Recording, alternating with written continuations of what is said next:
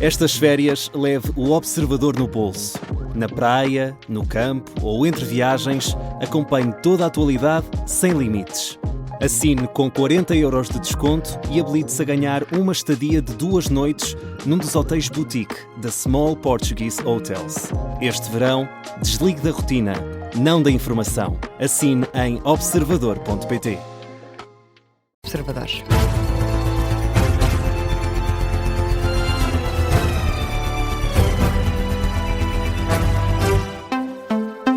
O Jornal das 3, com edição de Carlos Pedro. E Carlos, depois de duas semanas depois, o Ministro da Administração Interna dá esta tarde esclarecimentos públicos sobre as polémicas que o rodeiam. É uma conferência de imprensa marcada para as 6 da tarde no Ministério da Administração Interna e que vai ser acompanhada aqui na Rádio Observador, mais de 2 semanas depois do início desta polémica. É a primeira vez que Luís Neves presta esclarecimentos sobre os casos que decorrem da investigação da TVI, CNN Portugal e do jornal Nascer do Sol. 1 hora antes desta conferência de imprensa, é a Luís Montenegro quem recebe José Luís Carneiro em São Bento, depois de um pedido urgente dos socialistas para que houvesse esse encontro. Ora, no contracorrente da Rádio Observador, esta manhã, o antigo deputado social-democrata Miguel Relvas falou sobre este caso, com críticas ao Presidente da República. Diz que falta atitude a António José Seguro. Se o Presidente da República, numa matéria como estas, não toma uma decisão, pelo menos, e não tem que ser pública, se não toma uma decisão, o Presidente da República não tem funções, não tem que governar, não tem que gerir o dia-a-dia, mas tem que zelar pelo prestígio e pelas instituições. O silêncio do Presidente da República assusta-me. Assusta-me porque ou sabe algo que nós não sabemos, e isso obriga a que ele tenha que intervir. Miguel Relvas, antigo deputado e ministro do PSD, esta manhã, no contracorrente da Rádio Observador, aconselha o Presidente da República a quebrar o silêncio e a zelar pelo prestígio das instituições. Neste jornal olhamos também para o incêndio em Valpaços, no distrito de Vila Real. O fogo está a obrigar à contenção no uso da água da rede pública. A notícia é da agência Lusa, que destaca um apelo deixado pela Junta de Freguesia de Vilarandelo para que a população não efetue regas com água da rede pública. A autarca de Vilarandelo, Sónia Barreiro, diz que o caudal de abastecimento do concelho de Valpaços está no limite. A autarca reitera que toda a água é pouca para combater as chamas e revela que os bombeiros têm inclusive abastecido em poços particulares. Por esta altura, a combater as chamas em Valpaços estão a 400 operacionais, 130 viaturas e 5 meios aéreos. A Proteção Civil diz que o nevoeiro que se faz sentir no local está a dificultar o trabalho aos bombeiros. É o que indica Artur Mota, comandante subregional de Emergência e Proteção Civil do Alto Tâmega e Barroso. Estamos com muito pouca visibilidade. Só temos ali uma parte no flanco esquerdo que temos alguma visibilidade. Conseguimos empenhar lá os meios aéreos que estavam destinados para este teatro de operações. Estão todos a fazer combate nessa zona porque é a única que é possível neste momento. Mesmo assim tínhamos mais meios aéreos já previstos e a caminho do TO tivemos que lhe dar volta porque não conseguem atuar, não há condições de segurança. Temos esperança que agora, a seguir ao almoço, que levante um bocadinho a neblina e que se consiga meter os meios a combate.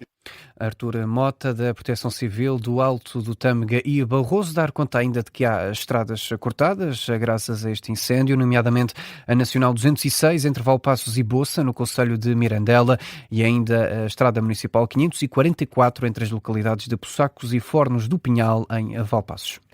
Em destaque também neste jornal os polémicos áudios de Pedro Proença, divulgados ontem. A Rádio Observador convidou antigos árbitros e dirigentes para analisar o tema numa edição especial do Sem Falta.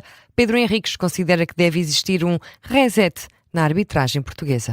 Desde o caso de Duarte Gomes, as investigações do Ministério Público no Conselho de Arbitragem, até aos áudios de Pedro Proença.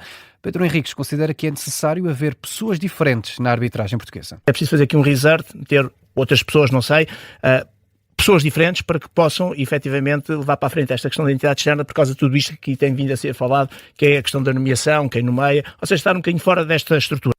Também o ex-dirigente do Sporting, José Dias Ferreira, diz que as coisas têm de mudar. Fala num problema que já existe há muito tempo e não em casos e casinhos. O problema da arbitragem não é isto que se está a verificar agora. O problema da arbitragem é um problema que vem de trás e que não se vai resolver enquanto isto não for mudado. Porque preocupamos em discutir disto, o jogo do lance daqui e da quatro, mas não discutimos o fundo da questão. E o fundo da questão é que a arbitragem nunca será mudada enquanto for dirigida, que é o termo dirigida e controlada por um organismo de classe. O organismo classe não tem nada a ver com a arbitragem, tem a ver com a defesa dos interesses dos árbitros e, portanto, esse interesse corporativo transmite-se à arbitragem e depois defendem-se uns aos outros e nunca se vai ao verdadeiro problema.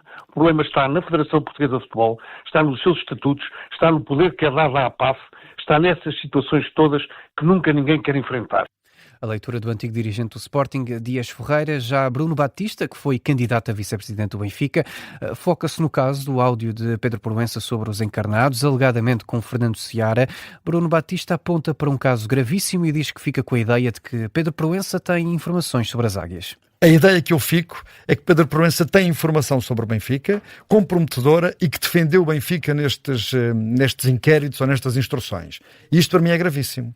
É gravíssimo porque aquilo que se espera de alguém com responsabilidade é não só a isenção, como a responsabilidade de dizer a verdade em todos os fóruns onde participa. Sim. Como benfiquista, não quero que o Benfica seja protegido por ninguém, quero que o Benfica seja tratado com a verdade esportiva como todos os clubes, e não pode estar refém de ninguém que sabe ou não sabe informações. Eu quero é que a verdade se saiba sempre. Então, parece-me gravíssimo este tom de ameaça e este tom de prepotência e de poder sobre o Sport Lisboa e Benfica.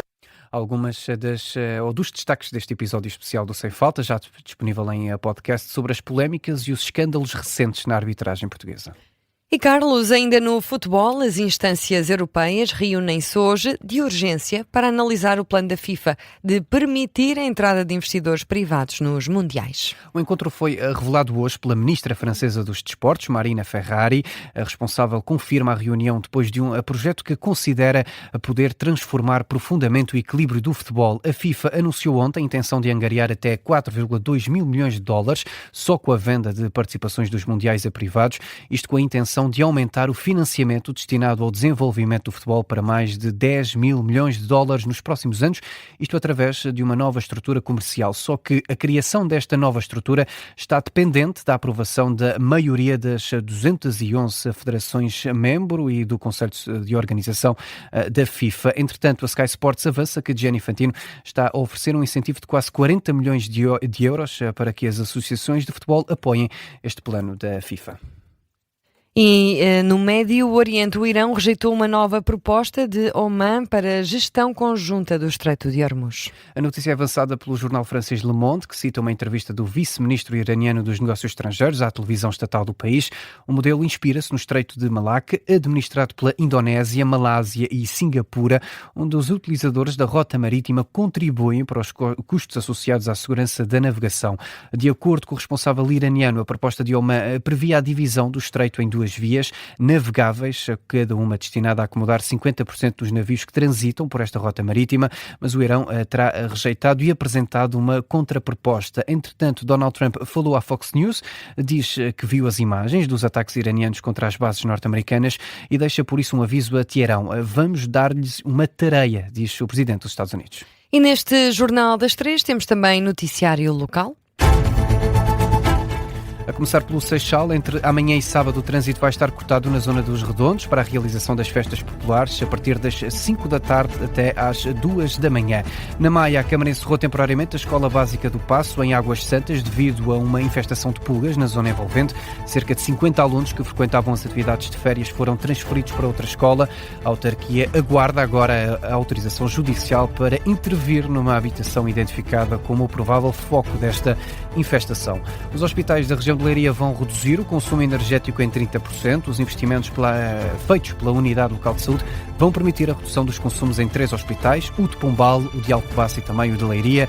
Entre as principais medidas adotadas destaca-se a modernização de sistemas de climatização, a renovação e também a renovação de elevadores. Em Aveiro, a fábrica Centro Ciência Viva vai promover entre 1 e 8 de agosto oficinas gratuitas dedicadas à biodiversidade marinha. As atividades incluem experiências laboratoriais, robótica, culinária científica e uma exposição sobre os ecossistemas marinhos. A participação é gratuita, mas requer inscrição prévia. Rio Maior, ou melhor, a autarquia de Rio Maior vai investir 400 mil euros na requalificação do posto da GNR. Através deste concurso público, o município pretende melhorar as condições de degradação provocadas pela antiguidade e pela utilização, sobretudo, nos revestimentos exteriores. A fechar em Aveiro, a Junta de Freguesia freguesia e a empresa Telparque lançaram uma campanha para apoiar o comércio local. Os comerciantes podem aderir a uma avança do estacionamento com preço reduzido e receber vouchers para receber uma hora de estacionamento aos clientes. A iniciativa pretende facilitar o acesso ao comércio de proximidade e reduzir os custos para os estabelecimentos da freguesia.